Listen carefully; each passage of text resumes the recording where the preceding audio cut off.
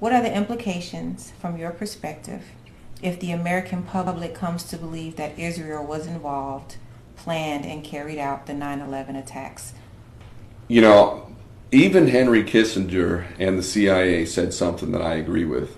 You know, I don't normally agree with Kissinger or the CIA, but I do in this. And both of them said that Israel will be no more within a short period of time. I believe the CIA predicted 20 years back in 2007, something like that. And Kissinger said within 10 years, just a few years back himself. I wholeheartedly agree with that. For me, it's absolutely obvious that despite the fact that Israel enjoys enormous power right now, which isn't really organic to Israel, Israel is like the favorite little fiefdom. It's the ultimate criminal state. And the real power behind that, which we can definitely trace, is the bankers. The bankers who have literally an infinite supply of money are running the world right now. They own our government. They own pretty much all the Western governments. They own the police. They own the court system. They own the corporations. They own the mainstream media. They completely own Hollywood.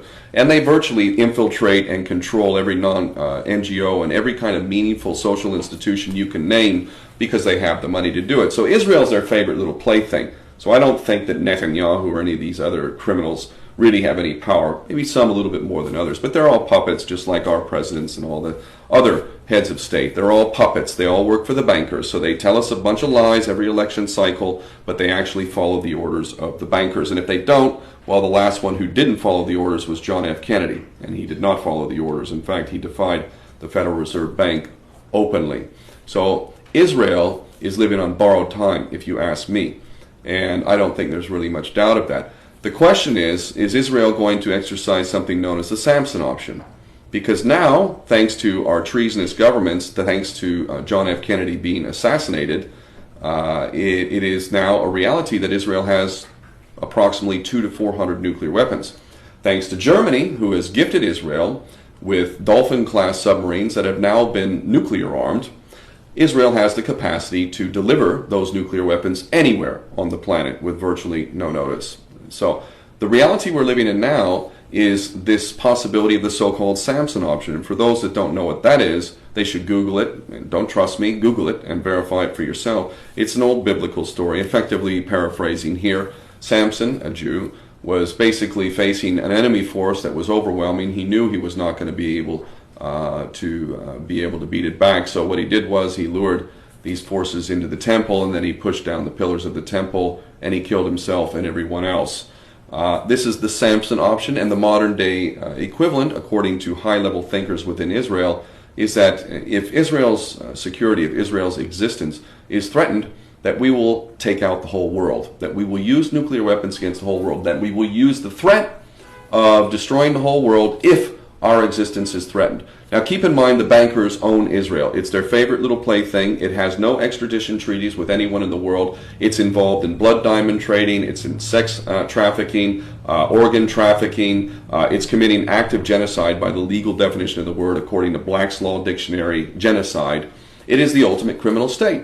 So how much room is there for Israel to continue? The only reason why Israel has existed as long as it has is because it's basically been in the dark.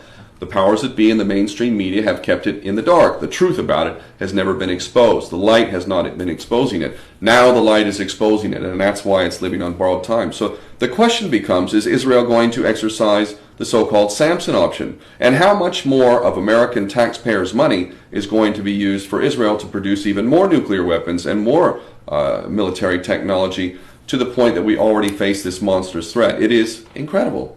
Americans are the main benefactors of Israel, this ultimate criminal state. When the American people finally realized not just 9/11, but how about the USS Liberty?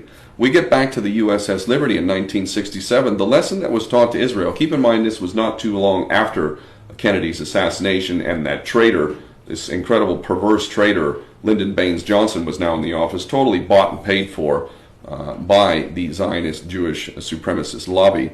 And it was in 1967 that Israel literally attacked a defenseless ship, the USS Liberty, in international waters, blue skies, flying the stars and stripes, killed 34 American sailors, really did everything it could to sink that ship. And I would argue that it was divine intervention that it didn't sink. If that ship had sunk, we had nuclear weapons that were fitted on Phantom jets that were flying towards Cairo. The end of the world could have happened right back in 1967 due to our best friend and ally, little old Jewish state of Israel. And this is the reality today. Their power has only increased, and the lesson from the USS Liberty was, you can do anything you want.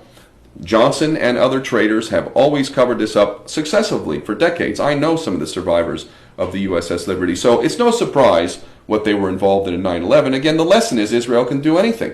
I was on a ship, a humanitarian ship heading to Gaza in 2010, and Israel attacked that ship in international waters right next to where the Liberty was attacked. And I witnessed the dead bodies. I was there and involved in disarming 2 of these commandos. They literally murdered 9 people on the day, 6 of them provably executed. I've read the autopsy reports and the ballistics reports. So Israel is the ultimate criminal state, enjoying the favor of the real powers that be, the bankers who have an infinite supply of money. The lesson to them is always be that you can do anything and everything and you get away with it because you have the favor of the powers that be. So how far are we going to take this? I don't know. But when the American people finally figure out how their sons and daughters have been sacrificed for this nefarious, evil, psychotic agenda of greater Israel and whatnot, they're going to be, to put it bluntly, pissed. They're going to be angry. And I don't blame them. I just wish they'd figure it out sooner, because it's only going to cause more death and more mayhem, not just for the American people. Let's take a look at the Middle East and what's happening there. It is ungodly. And those people running around cutting off heads, mostly Muslims, but also Christians and whatnot, those people work for us through our proxy, Saudi Arabia. All of this is Israeli Jewish supremacist policy. And if it doesn't stop soon, it could be the end of the world for everyone.